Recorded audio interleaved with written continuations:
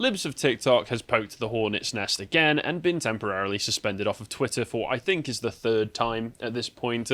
Simultaneously, she has also received a ban on Facebook, all for things that whenever you get a ban or temporary suspension from these sorts of things, they say broke community guidelines, don't specify any further, and in all likelihood it's because of mass reporting and flagging by the same usual suspect, journos. Yet again, the people who some people for some reason trust to get honest information from. Yeah, well, lots of left-wing journalists have been unduly targeting her. I think she's become a bit of a scapegoat for the right. She really has. Oh, we'll absolutely see some of the scapegoating going on, and trust me. because Taylor Lorenz, the insufferable journalist who doxed her, published her personal information and went after her family despite hiding behind an anonymous account, showing up at her family's home, etc. There were photos of this at the time. This was a few months ago, back in April, was it really?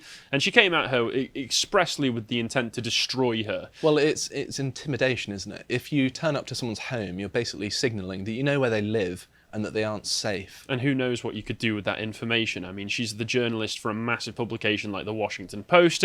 There are very obvious yet implicit threats that come along with that, and it gives them also plausible deniability. If you say you're threatening me with this, they can say no, I'm not, I'm just trying to do my journalistic job, you know. Yeah, most threats in the modern day aren't as explicit as in The Godfather. It's more subtle than that. They rely on the sort of grey area where you can deny it, the plausible deniability. Now, we need to bring back more...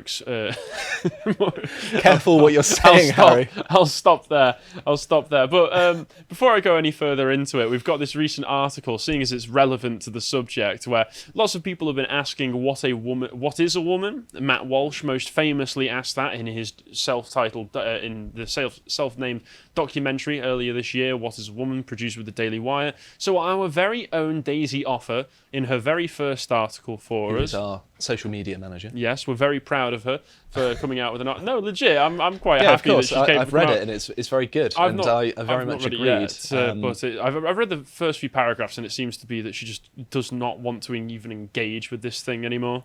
Well, it is ridiculous, like the whole debate around it. I mean, we all know what it is, and even the people that say they don't know what a woman is knew what a woman was at one point. Just be like, harken back to when you weren't as insane. Harken back to 5 years ago before you cracked your head on the fall. In that fall, you know, like, but yeah, she wrote that article called What a Woman Isn't, which should be very interesting for everybody because there's multiple dimensions to the question of what a woman is that I think, as much as I really enjoyed Matt Walsh's documentary, just throwing out the adult human female, that's not going to cut it. That's not going to cut it. There's a lot more airs and graces to a woman than just your biology. Yes, but let's carry on, shall we? So Libs of TikTok, as I said, got locked out of her Twitter account again.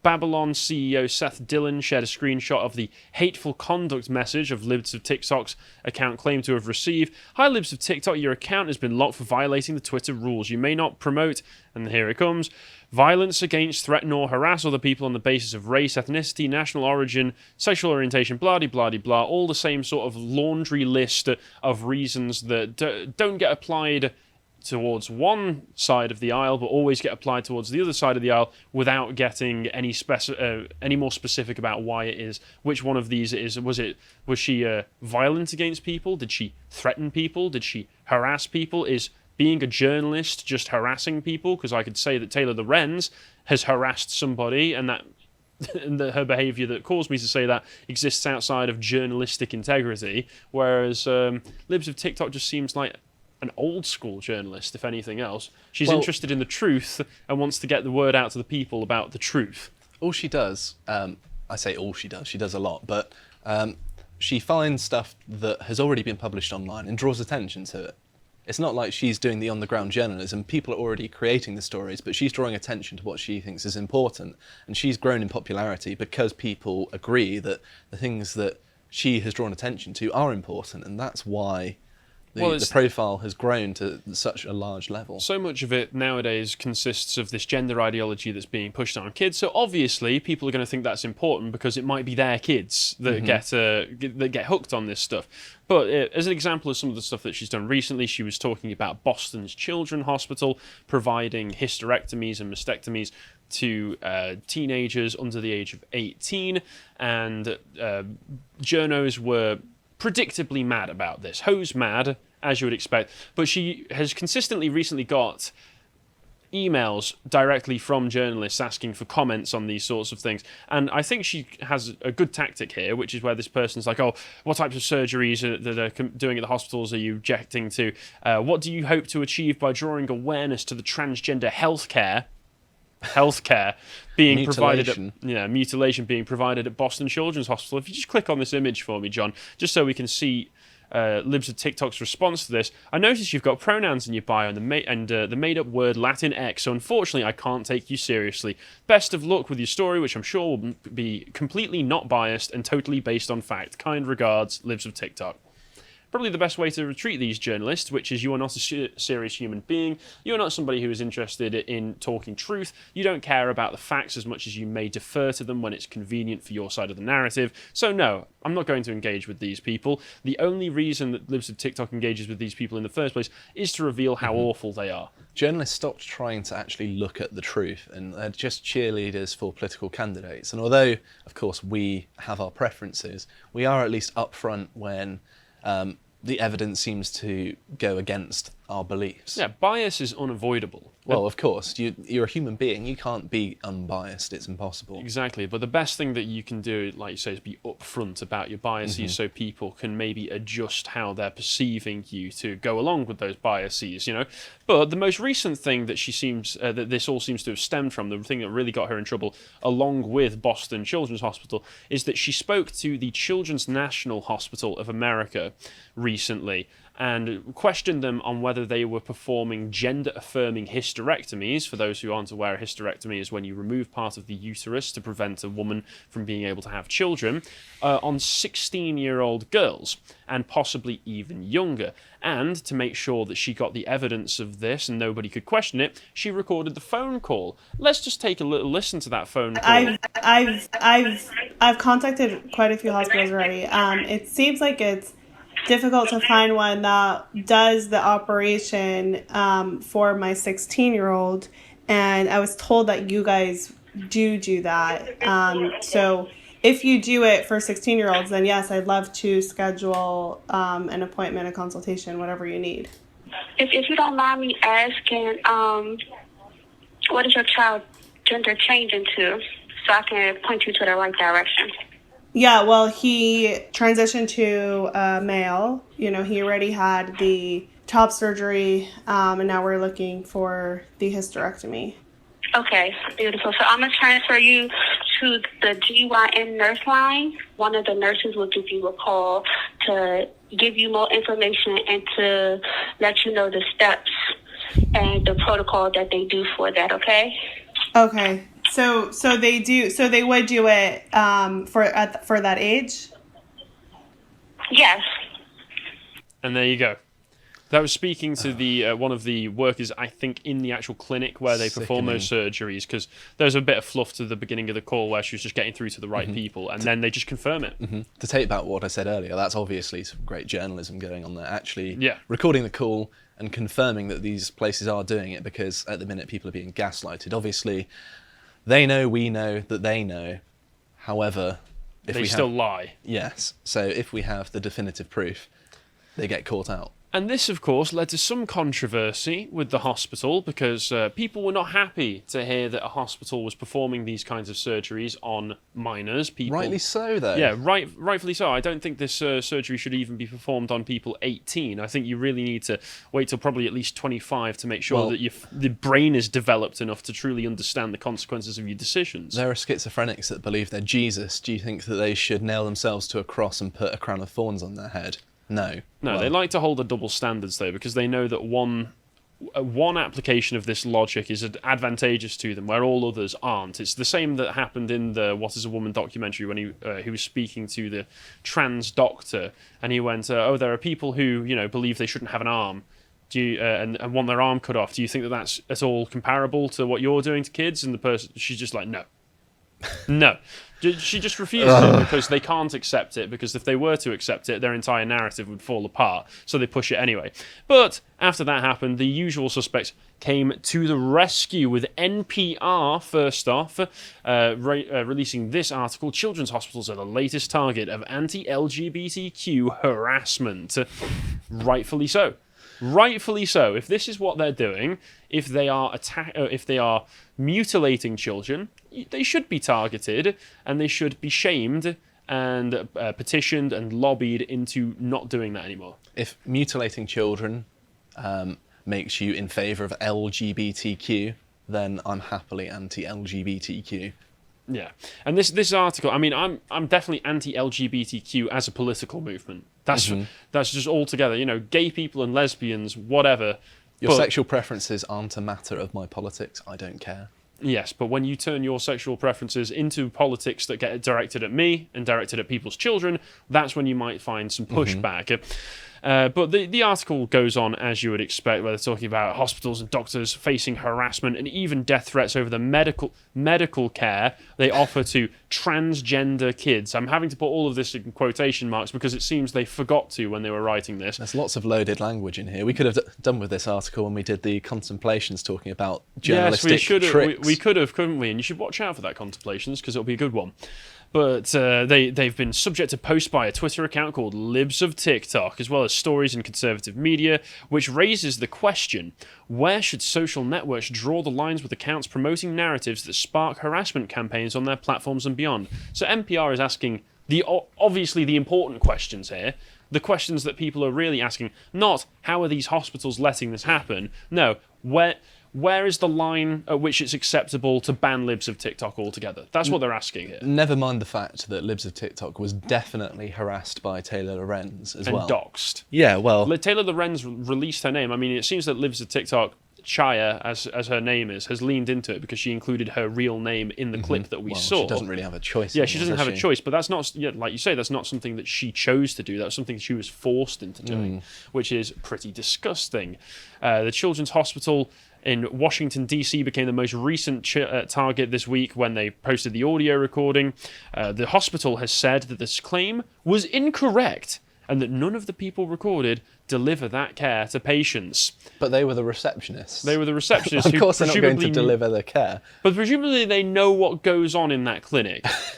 So unless you're saying that unless the hospital is saying that they're horribly incompetent and nobody in there knows what's going on at any times, I'm sensing some discrepancies here. They're obviously lying to cover their own behinds, aren't they? Of course they are. And they carry on. The information in the recording is not accurate. We do not have and have never performed gender-affirming surgeries, hysterectomies, for anyone under the age of 18. Notice the narrowness of that, though. It might be actually true that they've never done it. It might be an option for those under 18 once they've matched some criteria, but just because you're not performing the hysterectomies, potentially, doesn't mean that you're not open to the opportunity to, or that you're not doing other, not quite as bad, but pretty bad stuff to these children.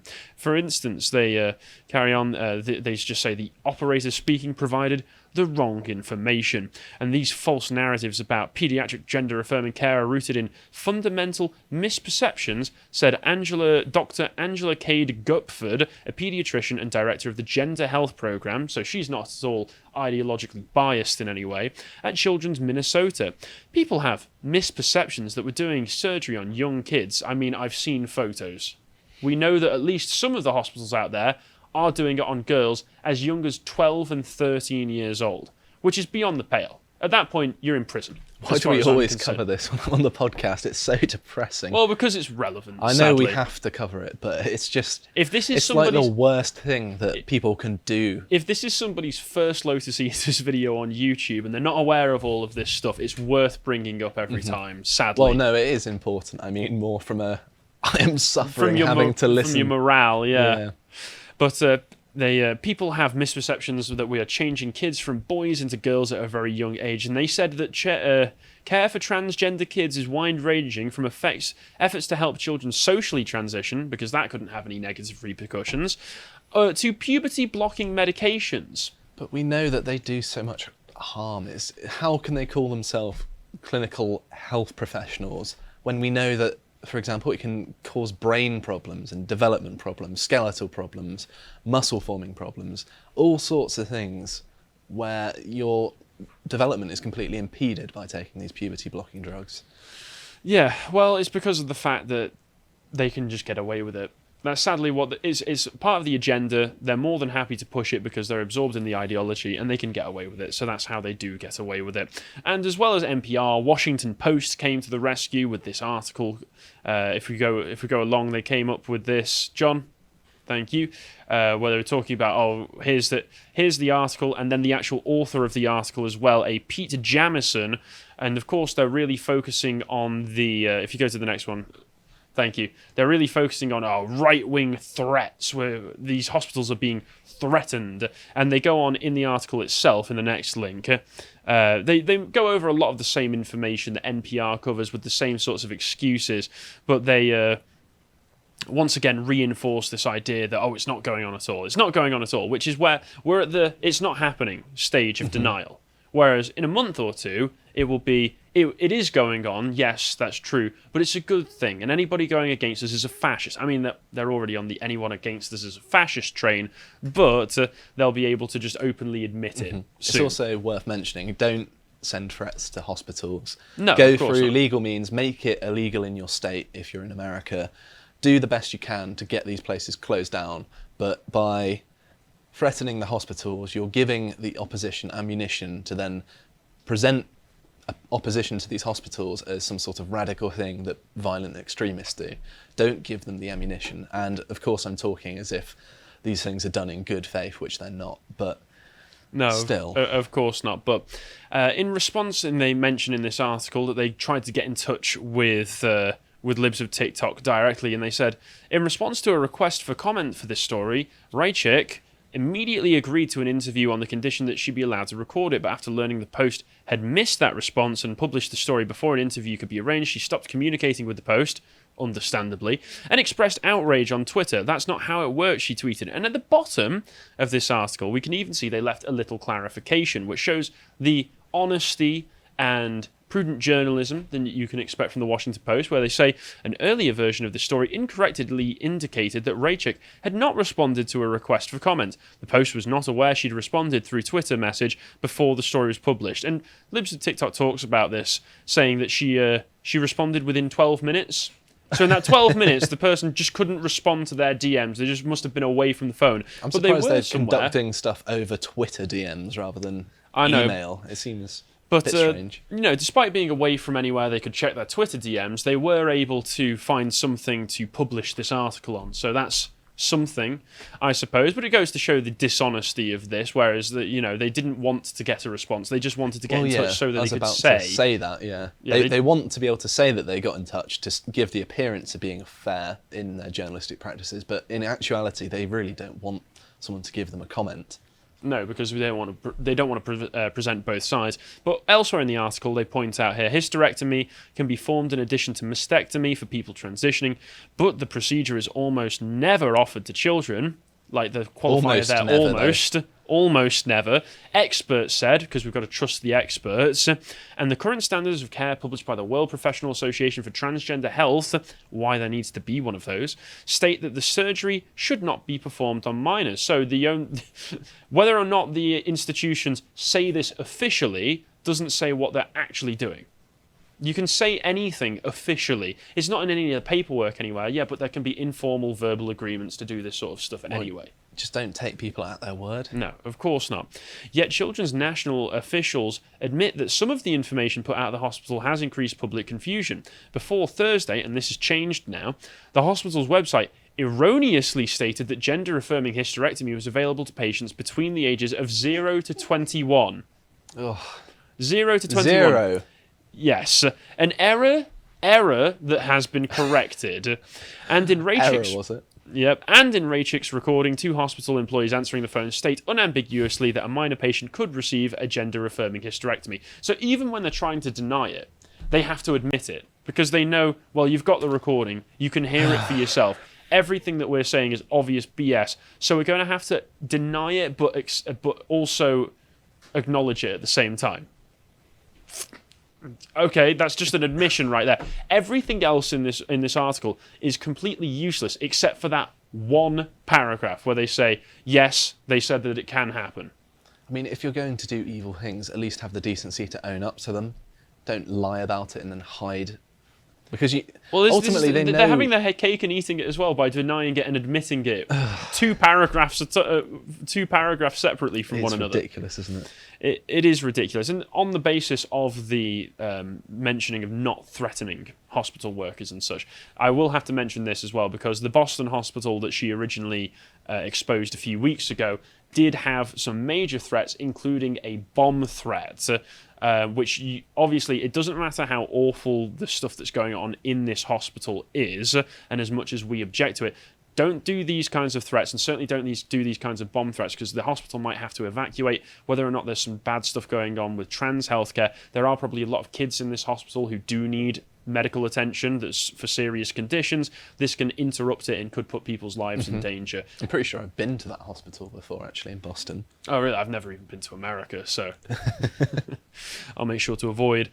But then Libs of TikTok herself also pointed out that Pete Jamison, like he said, the author of that article, had been in touch. This is where she revealed everything regarding the fact that it had only been 12 minutes between her responding and everything else. But if we just scroll down this little thread here, she noticed something. She noticed a little bit of something about this article. Just down to the bottom of her thread, if you wouldn't mind, John. Here we go. Wouldn't you know? On the article itself, Taylor Lorenz contributed to this report. What a surprise. Taylor Lorenz obviously has a massive hate boner for Libs of TikTok. That term. It's a great term. It's a great term. You've got to admit it. Taylor Lorenz despises Libs of TikTok, is trying to ruin her life, and seems to want to get involved in literally anything that could be detrimental to her career. And I would not be surprised if Taylor Lorenz personally is behind this latest temporary suspension. At the very least, we know that these sorts of journalists are going to be getting in touch with Twitter and reporting her, or just actively emailing their contacts within Twitter saying this account needs to be taken down for this reason, etc., etc. Because this is the last post she managed to get off before she got suspended again. Before reading any of the regime propaganda you'll see about this story, make sure you listen to the entire recording and read my report. They can gaslight and lie, but the evidence cannot be more clear. And on that, she got suspended, which is a shame, but I'm honestly shocked at this point that it's only ever temporary suspensions. They don't seem to be able to pin her down on doing anything wrong because, well, she doesn't do anything wrong, but it's still only a matter of time before she gets banned altogether. So we'll see what goes on. Don't listen to any of the regime propaganda, and please keep your kids safe. If you appreciated that segment from the podcast of the Lotus Eaters, you can go to lotuseaters.com to get access to all the premium content we have on the site, such as the Contemplation series, this one on Nietzsche's Aesthetic Priest from Josh and Carl. If you want to follow what else Josh is putting out, you can follow him on Getter at Josh_firm on Getter. Thank you and goodbye.